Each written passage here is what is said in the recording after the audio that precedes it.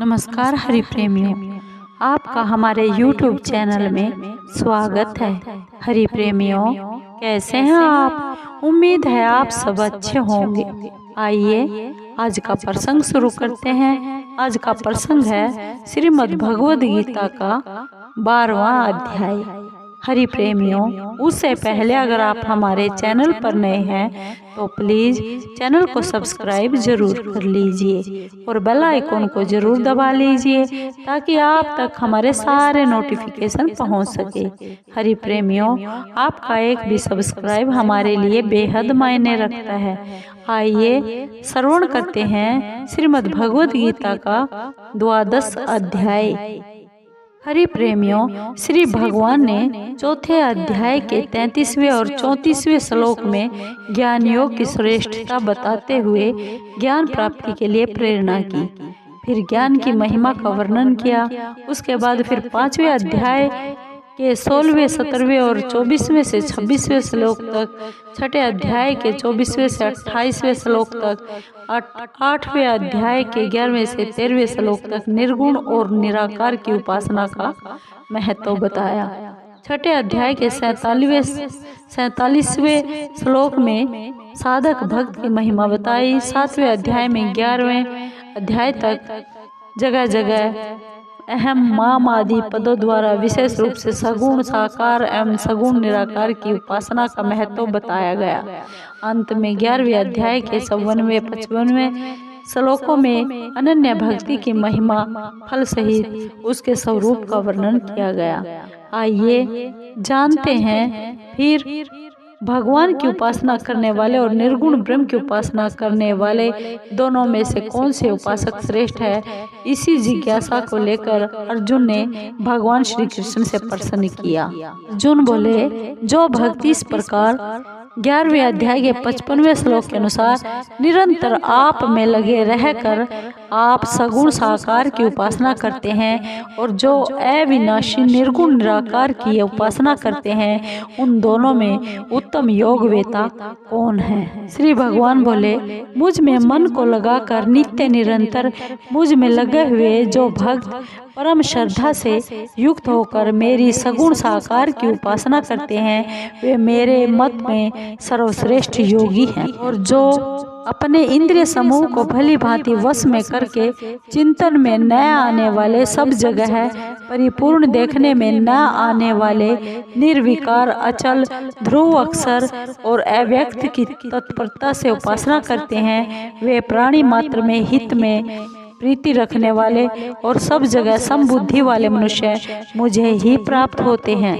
अव्यक्त में आसक्त चित्त वाले उन साधकों को अपने साधन में कष्ट अधिक होता है, क्योंकि देहाभिमानियों के द्वारा अव्यक्त विषयक गति कठिनता से प्राप्त की जाती है। हे पार्थ, मुझ में अविष्ट चित्त वाले उन भक्तों का मैं मृत्यु रूप संसार समुद्र से शीघ्र ही उद्धार करने वाला बन जाता हूँ। तू मुझ में मन को स्थापन कर और मुझ में ही बुद्धि को प्रविष्ट कर, इसके बाद तू मुझ में ही निवास करेगा, इसमें कोई भी संशय नहीं है। अगर तू मन को मुझ में अचल भाव से स्थिर अर्पण करने में अपने को समर्थ नहीं मानता, तो हे धनंजय, अभ्यास योग के द्वारा तू मेरी प्राप्ति की इच्छा कर। अगर तू अभ्यास योग में भी अपने को असमर्थ पाता है तो मेरे लिए कर्म करने के परायण हो जा। मेरे लिए कर्मों का करता हुआ भी तू सिद्धि को प्राप्त हो जाएगा। अगर मेरे योग समता के आश्रित हुआ तू इस पूर्व श्लोक में कहे गए साधन को भी करने में अपने को असमर्थ पाता है, तो मन इंद्रियों को वश में करके संपूर्ण कर्मों के फल की इच्छा का त्याग कर।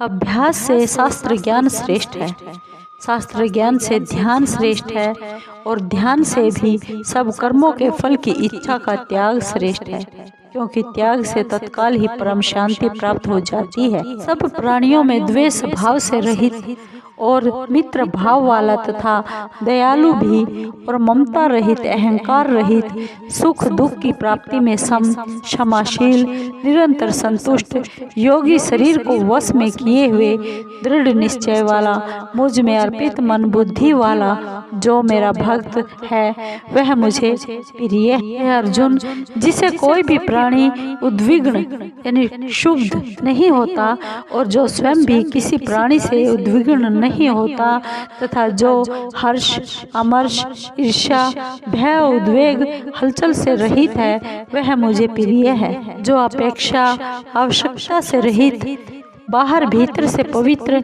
चतुर, उदासीन, व्यथा से रहित और सभी आरंभों का अर्थात नए नए कर्मों के आरंभ का सर्वथा त्यागी है वह मेरा भक्त मुझे प्रिय है। जो ना तो कभी हर्षित होता है, ना द्वेष करता है, ना शोक करता है, ना कामना करता है और जो शुभ अशुभ कर्मों से ऊंचा उठा हुआ राग द्वेष रहित है वह भक्तिमान मनुष्य मुझे प्रिय है। जो शत्रु और मित्र में तथा मान अपमान में सम है और शीत उष्ण, शरीर की अनुकूलता प्रतिकूलता तथा सुख दुख, मन बुद्धि की अनुकूलता प्रतिकूलता में सम है एवं आसक्ति रहित है और जो निंदा स्तुति को समान समझने वाला, मननशील, जिस किसी प्रकार से भी शरीर का निर्वाह होने न होने में संतुष्ट रहने के स्थान तथा शरीर में ममता आसक्ति से रहित हुआ और स्थिर बुद्धि वाला है वह भक्तिमान मनुष्य मुझे बहुत प्रिय है।